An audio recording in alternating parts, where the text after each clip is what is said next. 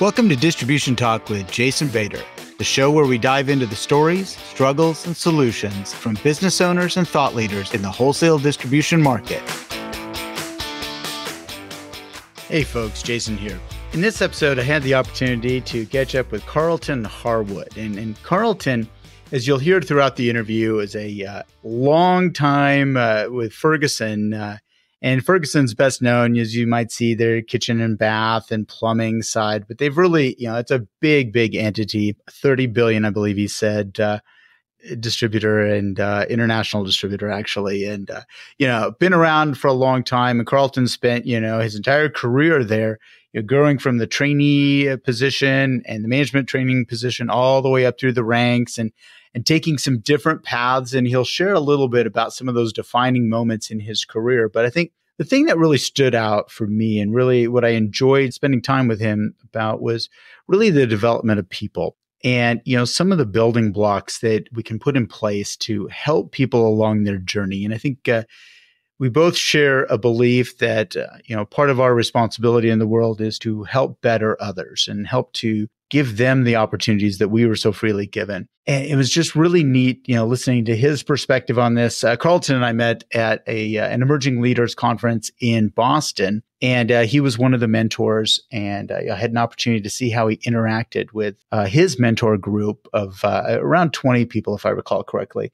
And it was just, it was really amazing watching the young people, how they were just following his every word. And he just had this way about him, just this very calm way of talking about development and enhancing your career. And again, one of the things I really love about his perception is the self-directed side and how important it is for a person to really direct their future and to, maybe take the road, less traveled, to really separate yourself in the eyes of your employer or in the chosen profession you have. So anyhow, great conversation with Carlton, and I really hope you enjoy it.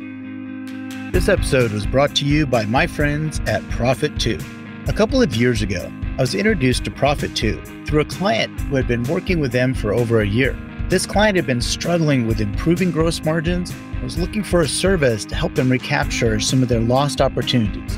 Through their work with Profit2, it took about a year, but they were able to bump their gross margins by almost 2 points. For this distributor, and frankly for anyone in the business, this margin enhancement was a big deal. Beyond the pricing service, Profit2 has started helping clients look at cost and rebate management. If you want to discover hidden margin opportunities, come take a look at what Profit2 can do for you. Learn more at www.profit2.com. That's profit with a number 2. And be sure to let them know you heard about them on the Distribution Talk podcast. Well, hey, Carlton, welcome to Distribution Talk. Hey, thanks so much for taking the time to be with me here. Yeah, good to be with you, Jason. So, one of the things we like to do is always start out with a little bit about your history and your background and kind of how you found distribution or it found you. So please take it away. Sure. So it's kind of interesting how I got into it. I was born and raised in good old Williamsburg, Virginia. And my mom, she actually got remarried to the gentleman who took her to her high school prom. Oh, wow. And he actually owned an electrical contracting business. Okay. So during my summers off from school and winter breaks and all that, I worked for him doing electrical work. Went to James Madison University. I got a degree in business. And I guess the summer after I graduated and trying to decide what I was going to do from a career standpoint, I had an incident in the ceiling of a laundromat. Okay. In which I got a good dose of electricity.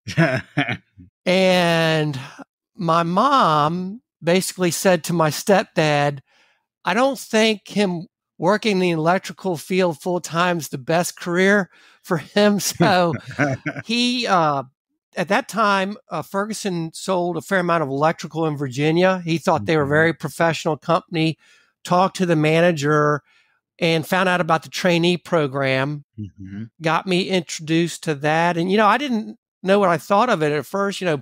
I never really had aspirations of working for a plumbing supplier. Yeah. I Yeah. wanted to be an IBM guy or whatever Sure. that day. But when I started talking to the people, I was really impressed with the people I met in the organization, and started my career in Herndon, Virginia, Okay. literally directly across the street from where the Washington Redskins practiced. Oh, okay. All right. And I was a bit conflicted because I'm a big Cowboys fan. Okay. I hear you. I hear you. Anyway, At one time, that was a huge rivalry. I mean, huge rivalry yeah, between those two. Yeah. yeah, yeah. They've both have fallen on hard times these days. But anyway, For but sure. that's how I got into it. Yeah. Yeah.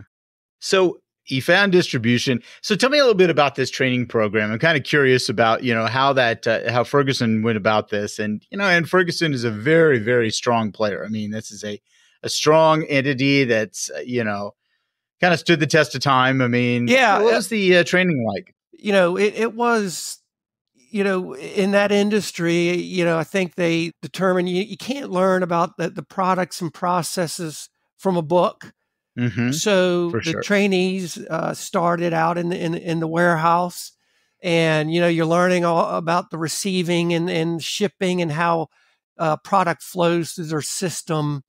And you're touching the products every day, and you're starting to learn about what the items are. And then after you spend some time there, and they feel like you're ready for the next step, you go up to the sales counter. And I always said, that's a stop you don't want to rush, because some of your best teachers are the ones who are actually standing right in front of you. Mm-hmm. I was always kind of found it amusing where someone who initially was in such a big rush to get in and out, when you asked them, like, hey, what does this item do? Now all of a sudden they got all day. And then after the counter, you progress up through the sales, inside sales. What I kind of told people is that's kind of almost like your general studies in college. Okay. Where you Okay. get exposed to like every different aspect of the company. And I think from that point, Ferguson started talking to you about areas of interest, strengths, and you could kind of be directed from there, whether it's a Mm-hmm. sales path or operations path, Mm-hmm. and that type of thing. And I went the traditional sales path, where I went inside sales, outside sales, and then management roles from there. So, Carlton, do they use testing during this period? This is something that I've spoken with a lot of distributors about over the time. And from personal experience, I've hated when I've had somebody that was so great on the inside and they were so organized and detailed, but they were lured to the territory sales or the outside sales field because of the money. It really wasn't a good fit for them. I knew it was not a great fit for them, but I felt like we had to give them a shot. But I think that personality testing or some sort of behavioral testing would have helped. Yeah, and they do some of that. I mean, they have a lot of trainings in which they do different types of testing like that to determine, hey, what are you from a personality standpoint best suited to do? So there is some of that, more of that they do these days, maybe back when I was going through the program. I think the other thing too that Ferguson has done really well with is just having honest conversations. They're not in the business of setting people up to fail. So someone may feel strongly about, hey, I want to go into outside sales, and maybe that's not really the best direction for them. And really it's about having those honest conversations earlier. And so they don't get out there and struggle, and direct them in a different way. And those aren't easy to have, but they're necessary. Right. No, I agree with you. And, I think that now distributors are much more defined in those paths, especially as you start to get of size, that there's opportunities. Well, I'd say it's unique about Ferguson was, you could do things over time, like get into IT or marketing or other things that someone may develop an interest in. And they could do that within Ferguson and not necessarily have to leave the company. And now, Right. As you mentioned earlier, Ferguson is now a $30 billion company. Not every company has those areas, right? Right. But it was nice that if someone say an interest, hey, I'd like to get into e-commerce. Yeah. a lot of times we had an avenue for them to do that. Yeah, absolutely. I mean, I think, and I think as I see these, even family businesses, family privately held businesses, I see them evolve to where there are these opportunities in these venues. But, I do find that a lot of companies don't really talk about that progression or those opportunities. And that's something that I would really challenge them to do, is to really, talk about what is your development plan for people. Yeah. And listen, I enjoyed almost a 35-year career with one company. Yeah. Yeah. Right. That's And pretty rare, my man. it is very rare. It'd Yeah. be, but I think a lot of it was, hey, they are experiencing a lot of growth. Yeah. So there were opportunities for me to do and experience different things in one company. So I think that helped. Definitely. No, definitely. I think that diversity allows for people to retain folks in the company, because, I think this is the biggest reason. And I talked to a gentleman a couple of years ago about this, and he put it pretty distinctly. He said, the reason that, younger employees, leave you is not because they don't like who you are and what you do. It's that you're not keeping them fed. You're not providing opportunities for growth, and you're not showing them the path. And so I think, yeah, that you're right. The diversity in the large, again, with the assets that Ferguson has, I mean, there's a whole lot of diversity available to you. Yeah. And I know you and I have talked about it before. The other thing too is, does the people involved really understand the motivation for what gets that person out of bed in the morning to come in there and do what they do, right? And right. I've always been, I don't want to say surprised, but when I used to go visit locations and I would get with the manager and I'd ask them that very question, hey, what gets that person there out of bed in the morning? Yeah. I can tell they're assuming or making a guess, right, but they really don't know, right? And you really won't know unless you sit down and you kind of ask them, because, you may have people, hey, look, I just want to put my kid through college. Right. And that's why I show up and I work so hard to do that. And you have others who want to be the next, general manager. Right. And so they're motivated in different ways. Yeah, that's a great point, and I think, as that developer of people, and I think sometimes, even at the branch manager level, they forget that that's a big responsibility. And it's a very big part of why they were given that responsibility, is to develop people. Yeah, absolutely. I was always kind of, we would move someone into a new managerial role. Maybe it's branch manager, general manager. Sure.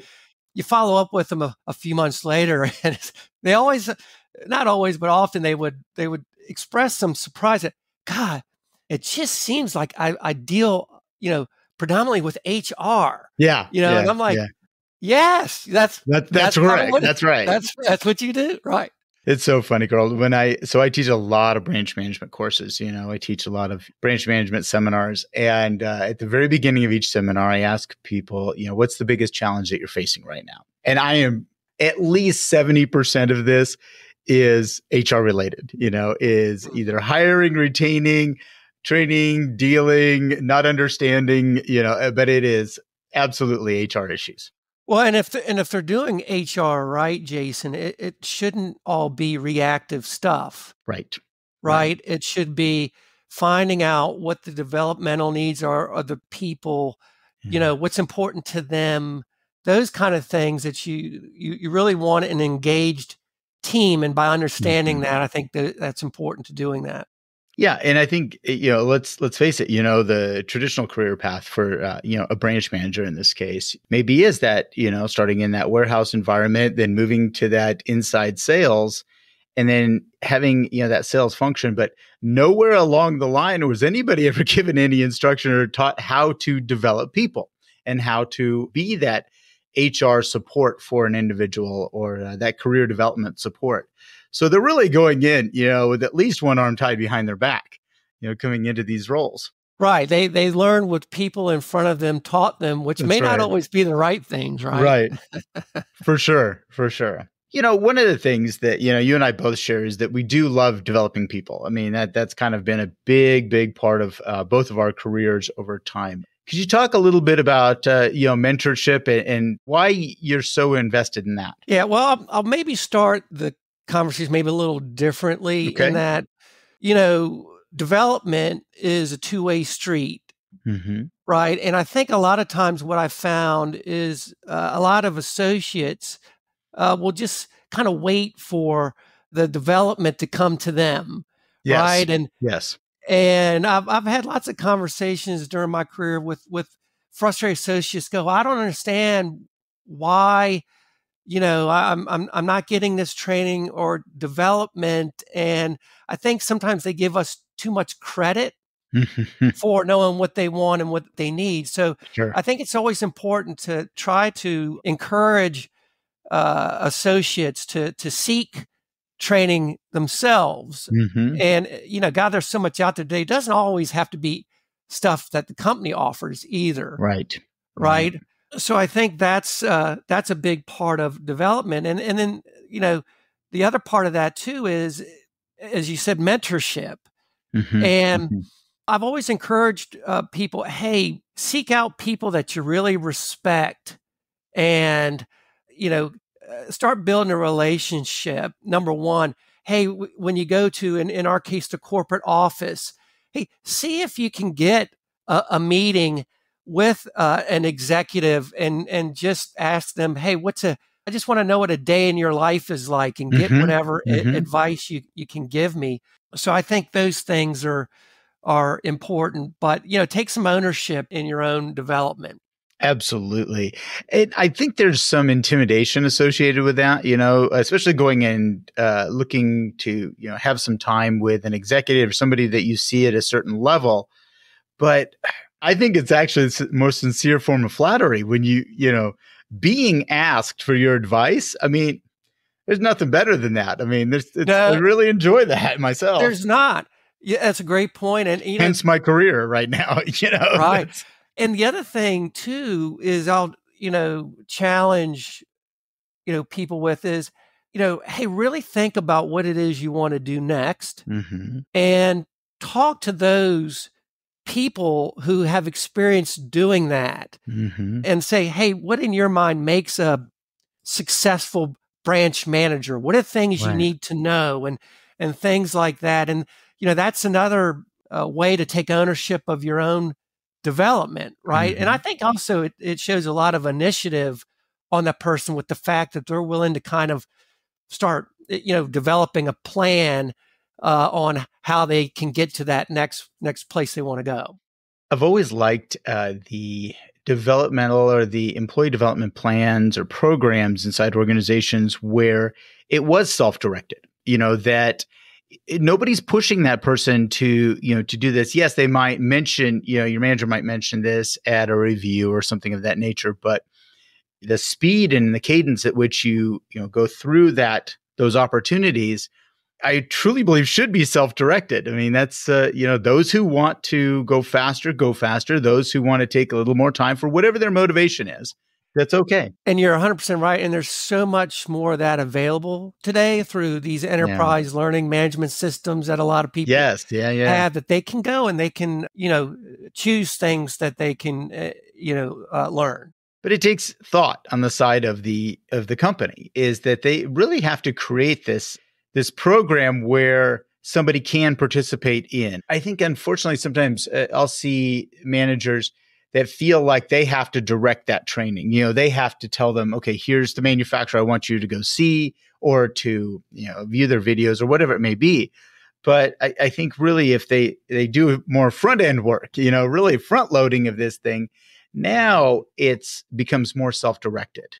That, and I think the other potential challenge, especially at smaller locations, is, balancing, allowing the time to do that with the work that needs to be done. When you're a small location, everybody is pretty busy from the moment they walk in to the, moment they lock the door. So it's, hey, when do we allow them time to do that? And Right. I think for some small locations, especially, that's a bit of a challenge. It can be, absolutely. And I think that is again, it's that afterthought. It's not the forethought, it's that afterthought, from a personnel or associate development side of the job, is that you do need to allow them the time to do that and encourage it. That's the other part of it, is you got to, encourage it, just, it's not that you're telling them to do something. It's not like you are, dictating. It's more encouraging. And I think there's a distinct difference between that. Well, and I think that's the important part of being, the manager or the leader. Do you really understand what's important to that person and what it is they want to do? Because then you can help with that if you know that. Yeah. And absolutely. I think it was when you do create a really strong self-directed program, lots of opportunities, lots of different diversification in that, you get to see who really wants it. And I think that's really important. That's, one of the things where a newer person can separate themselves. They can make themselves known to the management. Hey, I want to progress, and we don't have to rely on longevity. Yeah, and I know you and I have to talk. I call those defining moments. Yes. Right. Yeah. How you separate yourself from maybe the rest of the pack, and sometimes it's little things like that. Take an initiative for your own development when others may be just waiting for it to come to them. This episode of Distribution Talk is sponsored by NSQL Distribution Software. NSQL is a fully functional distribution-based software package. I say distribution-based because that's important. Many alternatives out there say they do distribution, but they really aren't very good at it. They're generally watered-down manufacturing packages with a few distribution features tacked on. I only recommend software packages that were purpose-built to serve distribution, and these folks do it very well at a price point many smaller distributors can afford.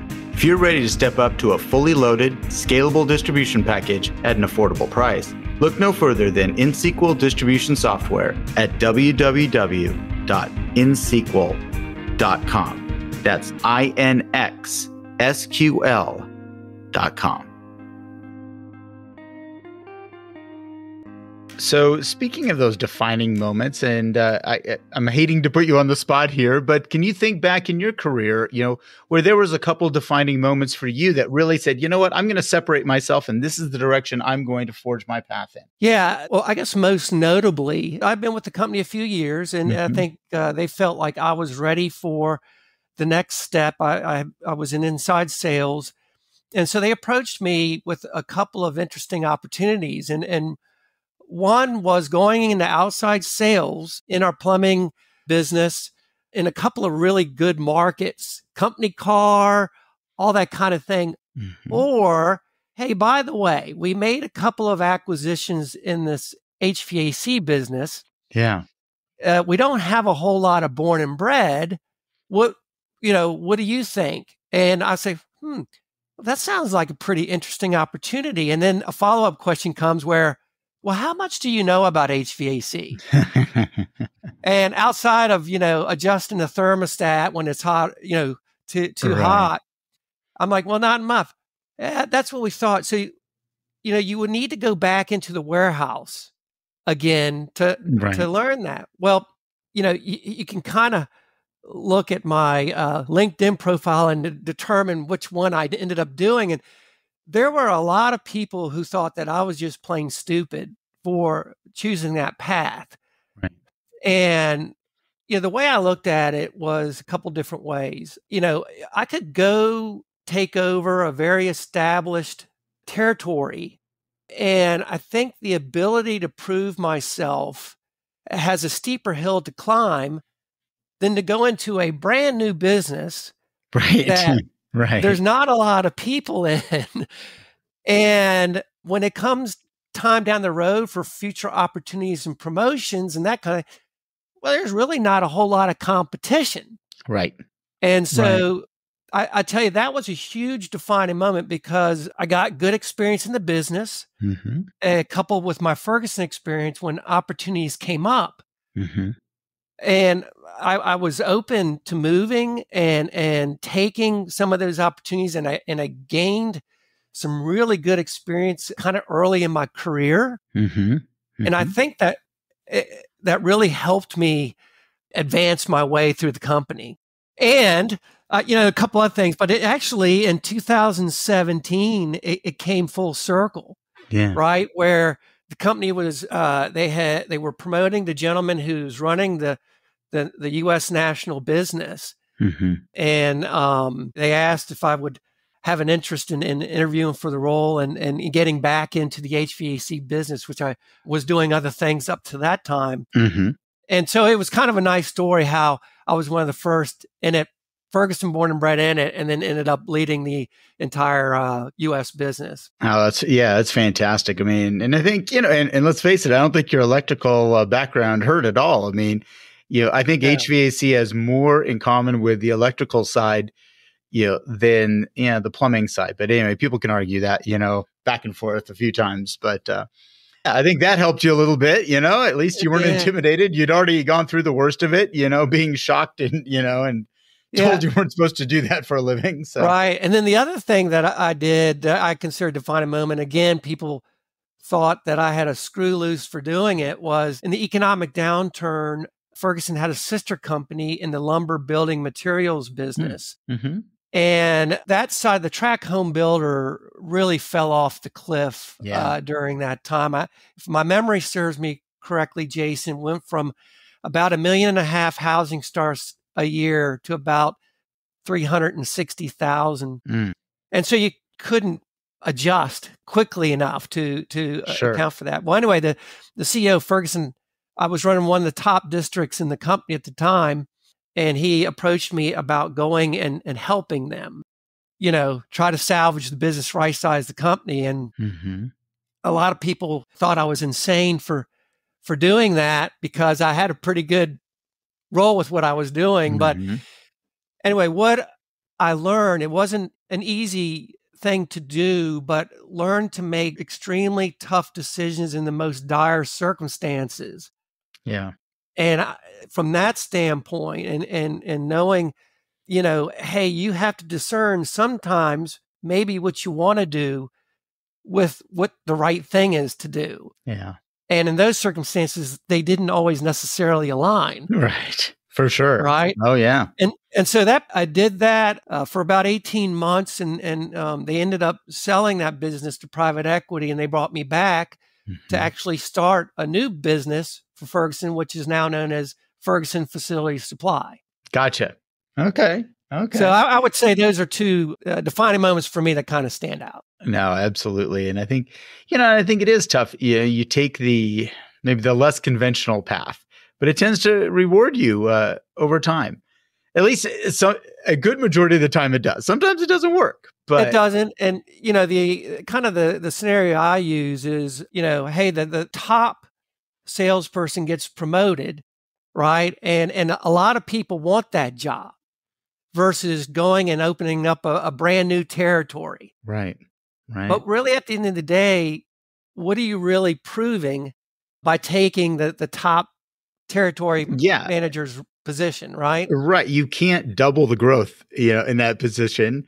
You can't, really make your mark. But boy, you take a bare field, territory, where you got nothing going on, you can all of a sudden double and triple that and start looking like a rock star. I really think that's a better way to make a name for yourself and kind of stand out by doing those things. They're not easy, but sometimes that's how you get noticed, is by showing that you can do hard things. It's funny. I had a conversation over the holiday here with my college roommate, who went into the banking and finance business. And for some reason, we started talking about dormant accounts. And he said he made a career. Basically, he was an investment banker, with large entities, overseas here. And he said he made a career by going in and just taking the accounts that nobody else wanted. Yeah. And growing those, he said, I had somebody with a relationship with the bank. We hadn't really talked to them in a long time. Nobody really knew what they were up to. And I just started calling them, and he made a phenomenal book of business by doing that. Yeah. And, that's right. And that's kind of how I got started in my sales career in Atlanta. Okay. Was I went and was calling on all the accounts that nobody else was calling on. And a lot of them were pretty small. Yeah. Right. But some of them were small, but they were growing, and we grew together over time. Right. And so that's kind of how I got my start, in a big market with Atlanta, that was, I guess, the better path at that time. Yeah.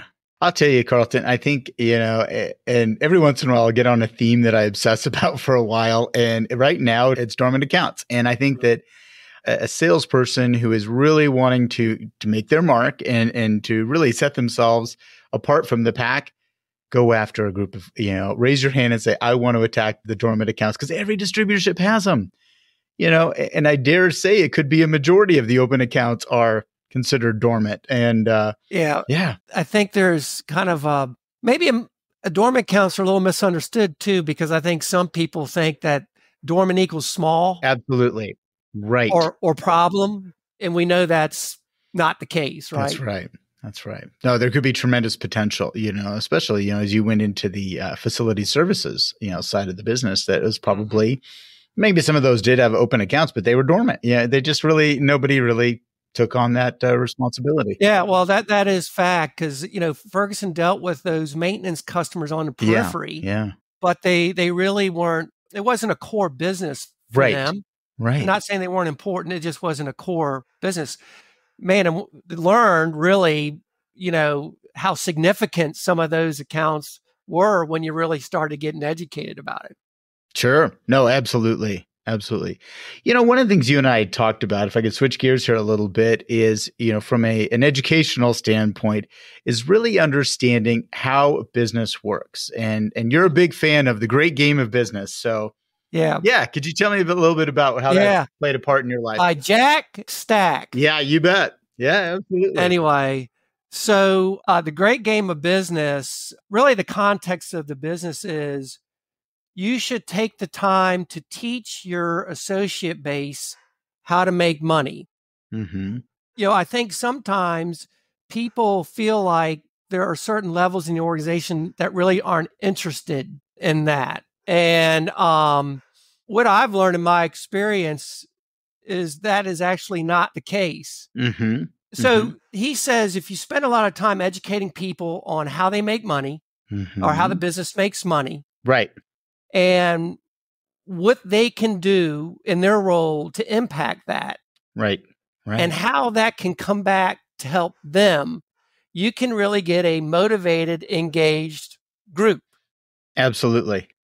And I experienced that once in my career. Well, not just once, but I guess the first time when we made an extra effort, and there was some skepticism of people saying, the guy driving the truck, I don't know that he really has a great interest in all that. And so there was some debate internally on just how much we share with them. How much you share, right. Oh, I've seen this, yeah. I tell you, it was interesting because we would have monthly meetings. It was this little smaller branch, so we could do those monthly meetings.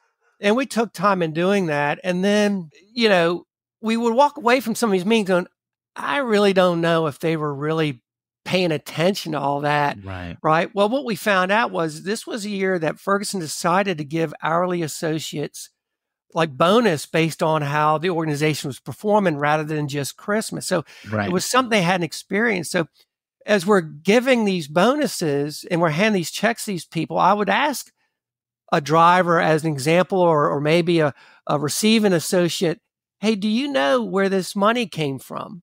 Yeah. And they, in their own words, would articulate, hey, yeah, well, you were teaching us how we made money.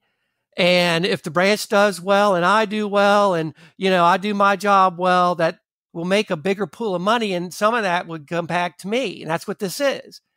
And we just sat there in amazement. Yeah, absolutely. That they did listen and they did want to know. Yeah. And they listened in their own way. I think that's one of the other things is, they may have been quiet. They may have looked like they weren't paying attention, but it was sinking in. And I think that's the part that a lot of folks that they miss, that they forget, or they don't pay attention to, is that I think the associates are very hungry to understand the business, and we've got to give them opportunities. Yeah. And Jason, sometimes with some people I talk to and I ask them about, how forthcoming they are about that stuff, some almost express an apprehension or, trepidation about, God, well, do I really want to share all that with them. Like almost are afraid to give away the secrets of how the business makes money. Right, right.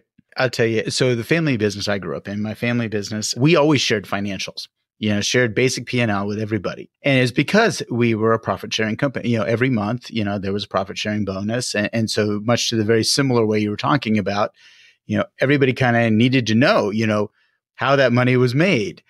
And then I came out here into the consulting world, 20x years ago, and I was shocked how many people did not do that. Even with branch managers today. So I said, I teach a lot of those branch managers, and I ask them to raise their hand. How many of you, first of all, are exposed to the P&L of your location and then share that on with your associates? And I am shocked at how few hands go up, especially on the sharing side. But I would say that my expectation would be that every branch manager should have access to the P&L of their location. Yeah, oh yeah, absolutely. And, I think letting people understand how the money flows. Yeah. Yeah. And then they start understanding why you are setting the goals that you are setting, right?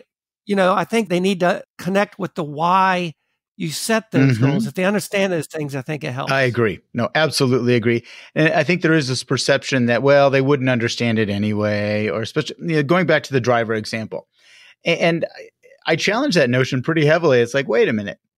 Look, if a guy like me can understand this stuff, anyone in that organization can understand that stuff. And especially if you teach it in a way that's understandable, that's the difference. Right. And hey, is the distribution side of your company as important as your sales side? Right. Because a lot of the salespeople understand kind of how that works. I don't know. In my opinion, the distribution side is as important. So why shouldn't they know too? That's right. No, that's absolutely correct. And, and I always remind them that, your drivers are net profit decision makers, whether you like it or not. Well, and they're also the face of your company a lot of times. That's right. Because most times they see your customers more than the salespeople do. Oh, I guarantee that, Carlton. I absolutely guarantee that. So, no, I'm a big believer in this, and I try to push it every chance I get. I do teach a lot of basic financials, to distributors, because I think it is important, and really on the operations side, a lot of it's around expense control, and really if I do it right the first time, I don't have to redo it, and the expense associated with redoing it, and those simple lessons like that. I mean, I think that's really impactful. But if you're holding your cards too close to the vest and you're fearful of that, where's the fear coming from? Is it that you don't really know yourself? That's an entirely possible assumption. Or you just are afraid that, yes, that they're going to do something nefarious with that information. Well, and I think your associates can sense that, and then they'll start reading into that, right? Yeah. And they'll read a lot of times. They'll read into it something that is negative, or you don't want them to read into, right? Yeah. Let's jump into what you're doing today. Now, when did you retire officially from Ferguson? 2022. 2022. Okay. Yeah. All right. Yep. It's been a couple of years now. It's been a couple of years, and the business was in great shape, and they had a great succession plan, and there were some other personal aspirations that I wanted to pursue, so I thought that was an appropriate time, and took some time spent with family and doing some things personally that I wanted to do. I had some friends who actually entrepreneurs who wanted some help from me, and the consulting piece of it really wasn't by intention. It just kind of evolved in that in helping them, and people were finding me through LinkedIn from all different walks of life, just asking for help here and there, and and that's kind of what got me into that side of it. Again, I really hadn't. That wasn't one of the things that I was looking to do. It just kind of happened. Sure. And it's been good. It's been great to remain professionally engaged. It's been good. I think once you open yourself up to those opportunities, just really interesting things come your way. Again, I look back at, 5 years ago when I opened myself up to the opportunity of interviewing people for a podcast. Never would have thought about that throughout my career. That was just the furthest thing from my thought. But again, opening yourself up to opportunities, you never know where they lead and where it goes from there. Yeah, I've been exposed to a lot of different areas, just some fantastic people. So yeah, it's been really enjoyable. Yeah. So what types of clients or projects are you looking for right now? Or what do you want to work on? Well, I'll tell you, some things that I've been asked to help with, which is, strategic planning has been a big part of it. Business optimization, scaling. We got into the discussion around motivating your people. So I think associate engagement has been part of it. Some businesses that have gotten to the acquisition game maybe want some, advice on integration. How do they integrate the businesses? Those and some other things, but it's things like that I've gotten involved in. Okay. So if someone wanted to reach out to you for a little conversation, how would they do that? Yeah, just keep it simple. My email address is jcharwood11@gmail.com. Okay. They can find me through LinkedIn. That's how a lot of things come to me. So either way is fine. Yeah. Great. Well, we'll post those in the show notes. So hopefully people can get in touch with you. But Carlton, it's been an absolute pleasure. And I really appreciate you taking the time. It was a pleasure to meet you in Boston earlier this year. And, I'm just really glad we were able to have this conversation. Yeah, I'm glad we're not in Boston now. No, I am glad. Although, yeah. I think they've got some weather up there, but anyway, no, it's been great. Appreciate you asking me to talk to you. You got it. All right. Well, thanks again. And I look forward to the next time our paths cross. Sounds good. Thank you for listening. If you liked what you heard, consider sharing with your friends and colleagues. And don't forget to follow the show on your favorite podcast application. Links to sponsors, products, and services mentioned during this episode can be found in the show description area or at www.distributiontalk.com. Distribution Talk is edited and mixed by the brilliant team at the Creative Imposter Studios. This episode was brought to you by my company, the Distribution Team. We are a consulting services firm dedicated to helping wholesale distribution clients remove barriers to profitability, generate wealth, and achieve personal goals. To learn more about how we can help your company succeed, check us out at www.thedistributionteam.com.